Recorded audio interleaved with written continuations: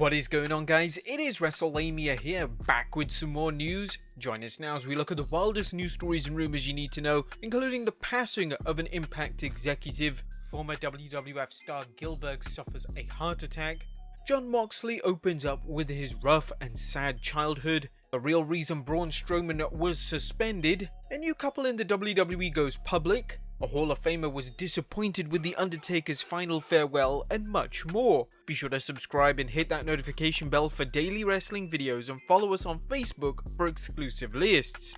Now let's hit the intro and get straight into the first story.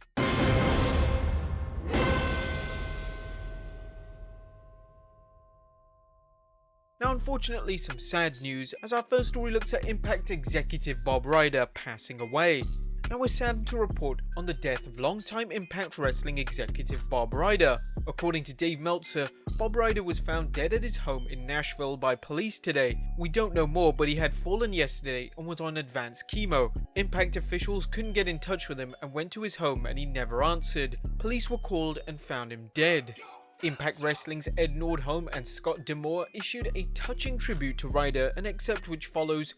Everyone at Impact Wrestling is heartbroken by the passing of Bob Ryder, one of its founders and in many ways the heart and soul of the promotion.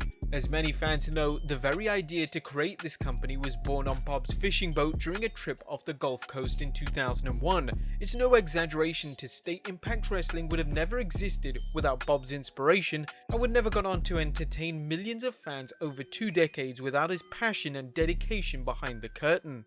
Not only did Bob Ryder play an important role in the creation of NWA TNA Wrestling, which evolved into Impact Wrestling, but he was a key player in the early years of wrestling sites on the internet. A diehard fan, Ryder participated in chats on Prodigy and launched the site OneWrestling.com and hosted WCW Live, the forerunner of today's wrestling podcasts. Ryder had been battling cancer for years and in fact doctors told him he had 6 months to live in 2012. Undaunted, he served as Impact's travel director and was a beloved figure backstage. Many wrestlers have tweeted their condolences and remembrances, including Christopher Daniels, Matt Hardy, Frankie Kazarian, and many others. We'd like to send out our heartfelt condolences to Mr. Ryder's family, friends, and colleagues. Next up, but unfortunately some more bad news, as former WWE superstar Gillberg suffers a heart attack. Now you may remember Gillberg for his funny performances parodying Goldberg during the Attitude Era and then returning in 2017. However, the recent news of him suffering a heart attack was definitely no laughing matter. James Ellsworth broke the news over on social media, mentioning he had a heart attack yesterday, but thankfully he's doing okay. We wish Gillberg a speedy recovery. Next up, the real reason Braun Strowman was suspended. Now, following this week's edition of Raw, WWE announced that the Monster Among Men has been suspended for his actions by putting his hands on Adam Pearce. Strowman put a scathing kayfabe message on Twitter, but there is actually a reason behind his kayfabe suspension, as Dave Meltzer reported on the recent Observer that the big man is possibly injured in real life. It's believed that Strowman injured his knee at Survivor Series. Now unfortunately, Braun has never had any luck around this time. If you'll recall back to 2018, plans were changed due to bone spurs in his elbow, meaning he had to have a squash match with King Corbin. Then plans changed again in 2019 after Strowman had hip issues, and now they could be changed again as, big spoiler alert, he's in line to face McIntyre for the championship at TLC. Now we hope that it's not serious and we wish Braun a speedy recovery if it is. Next up, a new couple in WWE goes public. And there are several ongoing relationships in WWE, some couples on the same brand, i.e. Corey Graves and Carmella, whilst others are on different brands. But as seen with Seth and Becky, relationships can blossom into marriage and even a family. And this could be hopeful for one couple as host Mackenzie Mitchell and announcer Vic Joseph are dating, with the couple announcing this on their Instagram. Next up, Jon Moxley opens up revealing his sad and harsh childhood. Jon Moxley recently appeared on his wife Renee's new podcast, Oral Sessions, and had an upfront conversation about his rough childhood. Moxley recalled growing up in a poor, crime-ridden part of Cincinnati where he hung out with other kids who shoplifted and stole from unlocked cars. Growing up with nothing left, Moxley became cautious with his money. He told, I don't have any expensive tastes, I have nothing to buy. But that part of it is nice. But the famous part of it, I don't care for that. It's like a burden to you. If I could just make the same money and wrestle down at the local rec center in front of 500 people every weekend, I would do that. I just want to wrestle. All right, I just want to hoard it, save it, because this is going to end at any moment. This is too good to be true. It's going to end. We ended up having a nice, really long run. Yeah. Went over 5 years. Yeah. But I still have that same mentality. Sure. That, like, this could end. This could end at any moment. I don't ever want to have to be dependent on anybody else for a paycheck. If that was the case. Moxley's comments provide a fascinating insight into what motivates him as a performer. Have you guys checked out Renee's podcast? And if so, what do you guys think of it?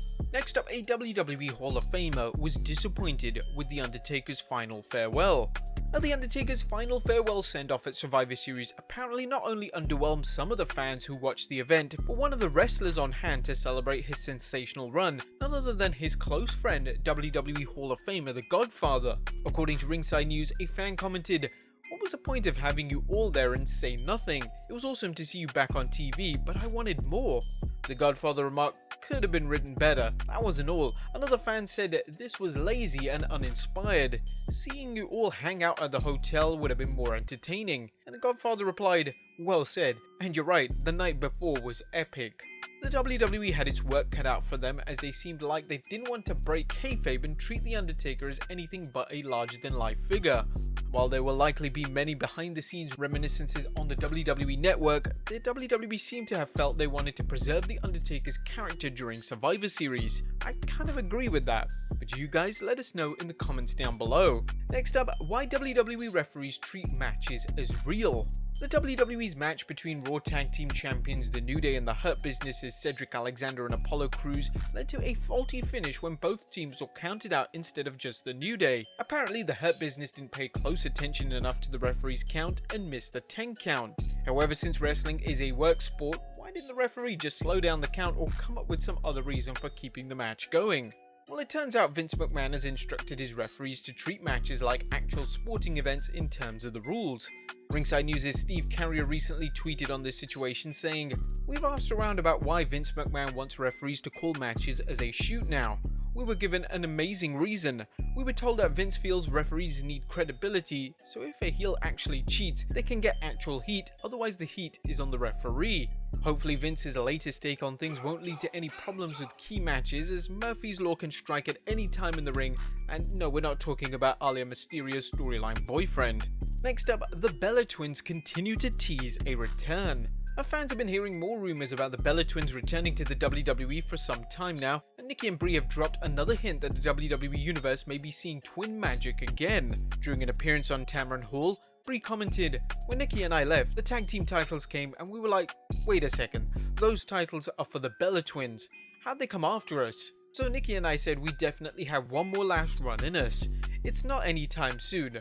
We'd kind of like to do it in a couple of years is what we're feeling, because we'd like our boys to be 2 and watch us.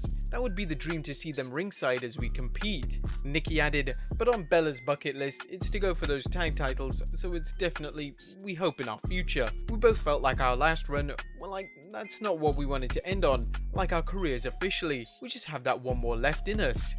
The Bella Twins have been talking about an in-ring return, and with WrestleMania just months away, the WWE may be using Nikki and Brie's hints to gauge fan interest. Would you guys want to see the 2020 Hall of Famers compete again? Let us know in the comments down below. And finally, 2 WWE producers have been rehired. Last but not least, good news for 2 former WWE producers who were furloughed on Black Wednesday. PW Insider is reporting that the WWE has rehired Fit Finlay and Shane Helms. According to the report, Helms was at Survivor Series and helped produce the 23rd November Raw. You may recall seeing Helms at AEW's Full Gear, where he appeared during the Elite Deletion match between Matt Hardy and Sammy Guevara. And Helms also popped up at Carl Anderson and Luke Gallows' Talkin' Shop Mania 2 pay-per-view. However, judging by those buy rates, you probably didn't see that one.